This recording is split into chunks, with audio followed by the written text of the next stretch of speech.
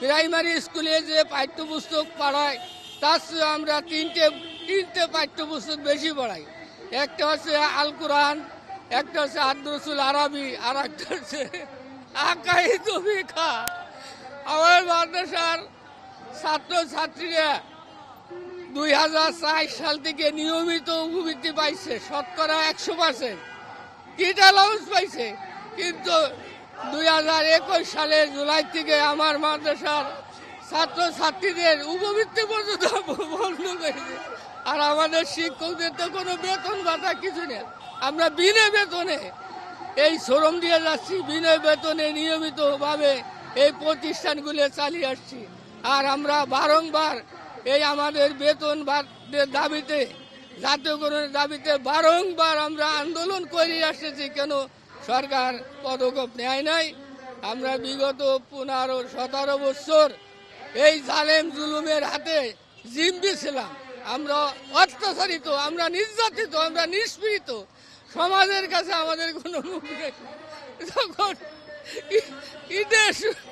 ঈদের সময় আসে তখন প্রাইমারি স্কুলের শিক্ষকরা হাজার হাজার টাকা বেতন উঠায়, তাদের ছেলে মেয়েদেরকে ঈদের পোশাক দেয়, ঈদের খাদ্য দেয়, বিবি বাচ্চাদের আনন্দ উল্লাস করে। কিন্তু আমরা তার কোনো কিছুই পাই না।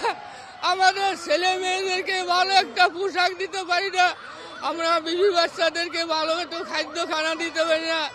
আমরা এই সমাজের বুকে এই স্বতন্ত্র ইবতেদায়ী মাদ্রাসা চালাই বলেই আমরা একটা ঘৃণ্যের পাত্র হয়ে গেছি। সবাই আমাদেরকে ঘৃণা করে, সবাই আমাদের, কেউ আমাদের মূল্যায়ন করে না, সবাই আমাদেরকে হাউসিং করে গেছে। স্বতন্ত্র ইবতেদায়ী মাদ্রাসা করো, এটা চাকরি নাকি? প্রাথমিক বিদ্যালয়ের মতো আমরা পাঠদান করে আসছি, সরকারি সমস্ত নিয়ম নীতি মেনে আমরা আমাদের এই স্বতন্ত্র ইবতেদায়ী মাদ্রাসাগুলো কার্যক্রম পরিচালনা করে আসছে। কিন্তু আমরা সরকারকে অনেক কিছু দিতেছি, প্রতি বছর আমাদের প্রতিষ্ঠান থেকে লক্ষ লক্ষ ছাত্রছাত্রী বের হয়, কিন্তু সরকার আমাদের প্রতি কোনো দৃষ্টিপাত কর্ণপাত করতেছে না। এই পর্যন্ত অনেক সরকার আসছে এবং আমাদেরকে আশ্বাস দিছে, কিন্তু আমাদেরকে সরকারের পক্ষ থেকে আমাদের প্রতি কোনো অবদান নাই। আমাদের প্রতিষ্ঠানগুলো যে অবকাঠামো বলেন, আমাদের প্রতিষ্ঠানের যে ছাত্রছাত্রীদের বিভিন্ন সুযোগ সুবিধা বলেন, কোনো কিছু আমাদেরকে প্রদান করা হচ্ছে না।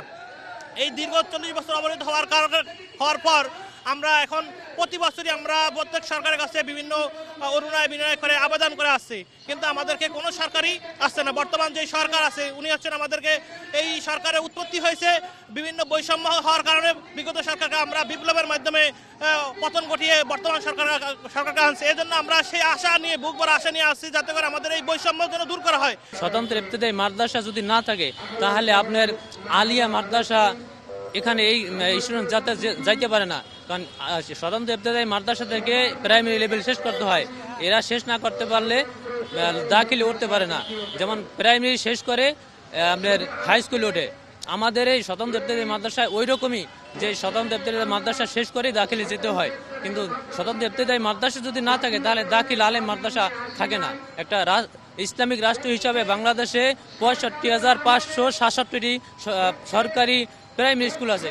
বাংলাদেশে আদৌ পর্যন্ত একটা ইসলামিক রাষ্ট্রে একটিও সরকারি ইবতেদায়ী মাদ্রাসা নাই। আমরা চাই যেন বাংলাদেশে ইসলামিক রাষ্ট্রে এই স্বতন্ত্র ইবতেদায়ী মাদ্রাসাগুলো যেন জাতীয়করণ করা হয়।